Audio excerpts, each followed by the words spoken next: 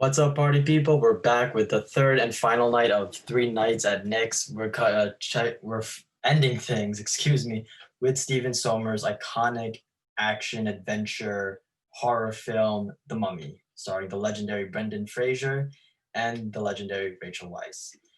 And Brendan Fraser is. I feel like we have to start with him since I understand this is his biggest role. Arguably, this is the film that it was released in 1999, and as a result it straddled that last generation, 80s and 90s, and straddled my generation, especially since it spawned two more sequels and a spin-off for The Rock. This was the role that had really boosted Fraser's popularity. And Fraser's career, maybe me and Henry will do a spotlight section on him because I think he's had a very interesting road and journey.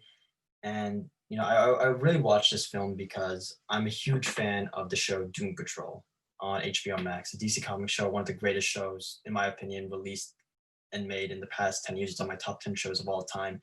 And Fraser does an incredible job there. He gives such an incredible performance as the character Cliff Steele.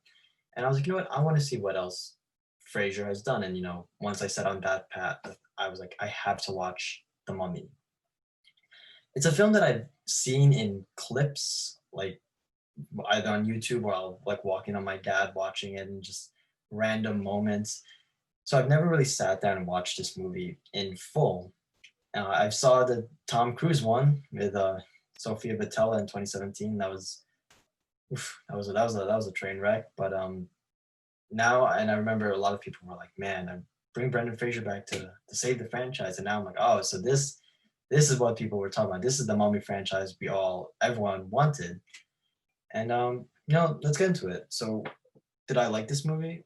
Yes. I recognize it's not one of the greatest movies of all time, but it's just one of those movies that if it's on, I'll watch it. Will I willingly like put it on if I have it on like DVD or whatever? Yes. It's a movie that I could see having a lot of.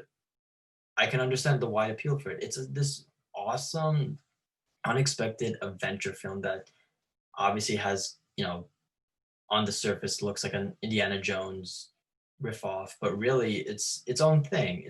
I gotta say it's its own thing, and even compared to the traditional Indiana Jones adventures, wholly different. And I'll admit, I feel like because of that, it surprised me. I was expecting it to be like I don't know, again Indiana Jones or even Dwayne Johnson's Jumanji films, but it had its own charm. Like this movie was way funnier than I thought than I just anticipated. There's just so many zingers, just so many one-liners. There's a shot where the character of Benny, he's like walking down the stairs and he sees Brendan Fraser and Rachel Weisz and then immediately turns back up. That had me like laughing because it was just a lot of ridiculous moments. Or another one was when God, I can't remember his character's name. Joseph. He's about to get overrun by mummy controlled citizens, but he just starts chanting the mummy's name and walking the other way with them. He just fakes being like under mind control, and just little ridiculous moments like that are just really funny to watch. Little zingers. Um, Brendan Fraser commits a lot to that. I really understand now why everyone loves him for this role. Rick O'Connell is a classic action hero in every sense of the word, and he's both a badass and he's both like a charming guy with a heart of gold. It's so entertaining to watch him just go all out. And as Cliff Steele, or Robot Man is his comic book name in Doom Patrol, he's a very very different character, far from the clean cut hero Rick O'Connell is. And just because I've watched Doom Patrol first before The Mummy, just to see Brendan Fraser just be carrying guns, kicking ass every other scene is just really awesome. It's just really cool to just see him go all out in the vein of Tom Cruise and Dwayne Johnson. And he's so charming in this movie. I've got to say, he's so funny, so charming, and it never feels like he's like too good at his job in a ridiculous sense. I feel like, for instance, Tom Hiddleston in Kong Skull Island. There's sometimes when I'm like, okay, you're just good at everything because the movie demands a guy that needs everything. But here you see him get beat up a little bit. We saw him, he was in prison for a while, and he is the most capable guy there, but never feels over the top. Relax. I'm the map. It's all up here. Oh, that's comforting. Then moving on from him to like Rachel Weisz, I've only seen her in Keanu Reeves' John Constantine movie, which she did a pretty good job in, I've got to say. She's really charming in this movie as Evelyn Carnahan, that's her character's name. She's really funny, she's really sweet. It never feels like, I'm surprised the film, like she does end up as a damsel in distress, and yeah, there are several moments in the film where I'm kind of like, okay, that's just classic, you know, the guy has to protect the girl, and then the guy has to go save the girl, and the girl can't do much more beyond that. But they actually kind of resisted doing a damsel in distress thing until like the very last half hour of the film. Like she's still doing so much, and she's still driving so much of the plot. I'm like, I can respect this. I can understand. I like how they're treating her.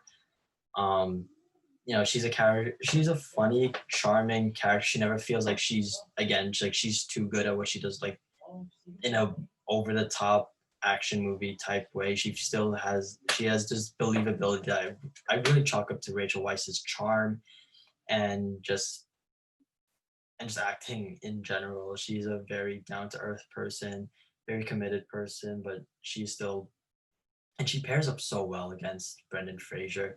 It's not in your face their romance, but you just see the little zingers. They're back and forth. See like Rachel Weisz like tired of like having to put up with Brendan Fraser, and Brendan Fraser's like indifferent to her, and just a classic uh, love story that occurs. And the chemistry's there. The chemistry's there. And it's definitely very entertaining. The supporting cast is definitely very funny. The warden for his like 5 minutes of screen time was pretty hilarious to watch. Um, I can't remember his name, but whoever plays Evelyn's brother Joseph, I actually thought he was going to be kind of like a slime ball just because he seemed to be more interested in riches than discovering the history. But he's honestly like such a great comedic sidekick. He's still like pulling his own weight. I really appreciated that. It didn't make his character insufferable or anything. And then let's see, I'm trying to recall. Arnold Vosloo as Imhotep actually was in the film a lot less for a film called The Mummy. The titular mummy is not around a lot, but he does what he can.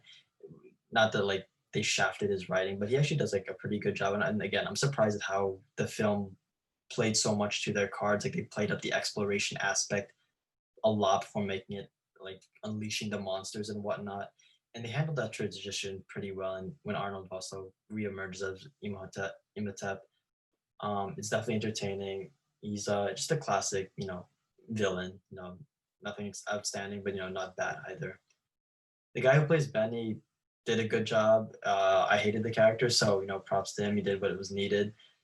And who's the final? Oh, Oded Farr as Ardith Bey, the mysterious Medjay warrior. He was definitely really cool. He gave me Lawrence of Arabia vibes. If you've seen that movie, but for again, he has small screen time, but he definitely made an impression. And I have no idea if he comes up in the sequels. I hope he does because he's definitely like that cool man of mystery and dressed in black, obviously well skilled and like with a secret society. He's such a really cool character to see him pair up against like the pragmatic Rick O'Connell and everyone else. And so yeah, the cast definitely sold so many of the zingers. And I don't know, can't recall who wrote this film, but there's so many zingers, so many like just comedic moments to I suppose balance out the fact that like, oh yeah, there's a member of the Walking Dead who can summon up other members of the Walking Dead, who can also turn water, into blood and mind control a bunch of citizens and turn into a sand tornado. It helps like just balance out like the film kind of acknowledges how ridiculous it is, but it also just rolls with it. In a way, it reminds me of a lot of the Adam West Batman series, like not to that crazy extent, but it has some of that energy and mindset in a way, and I really appreciated that. Um, I mean, it's not like a particularly deep film. Like you saw Halloween, I spent a lot of time discussing and analyzing it and the social themes of it. But this is a classic action adventure film. There's no like over the top jokes. All the zingers land. I think every zinger for me landed in every possible way. Um, and the acting's all great. It's so much fun. The pacing is like again really surprising because they take so much time to actually set up one, the exploration, then two, the exploration of the place, and then the mummy doesn't even emerge until I would say the halfway point, which is, the midpoint is when the story is supposed to turn on its head. So I guess it fulfilled its job there. But just the setup of the characters and bringing everyone together to face off against the mummy was just really cool. And then the mummy just going, left, right, unleashing all sorts of stuff. I'm gonna get a bit tiring near the end, especially when like they were like running from like one building to another. But I thought it was definitely very interesting. It was definitely very interesting. And it's definitely, and I really enjoyed it. What can I say? Like, I would show if I would have a movie night with this. Like if this was me and my friends' movie night, it'd be a great time. I don't see it not being. It's fun. It's ridiculous. It's funny, and Brendan Fraser, Rachel Weisz are just doing their thing. They're so entertaining, and I mean, the one negative I can think of is there's like a random kind of plot line that I didn't catch that involved this like army official that then flew Brendan Fraser out to the desert and he crashed. And I was kind of confused of like it was more of a plot device that just kind of stuck out to me. And again, I'm talking really positively about it, but like this is not like one of the greatest films ever made, but it is just one of those perfect like just not dumb because that feels negative, but just over the top action adventure films that makes you just have fun watching and just having a good time in the way that that big blockbuster filmmaking should. There don't have to always be deep societal themes. It's just we came here to entertain, and this film sure entertained. So that wraps up the 3 nights at Nick's. I'm glad you guys stopped by. Check out our other videos, our other reviews, our new segments after casting. We have all sorts of new content coming up for you guys. So remember, just please like, comment, and subscribe. Tell your friends about us, and we'll be seeing you guys soon. Peace out.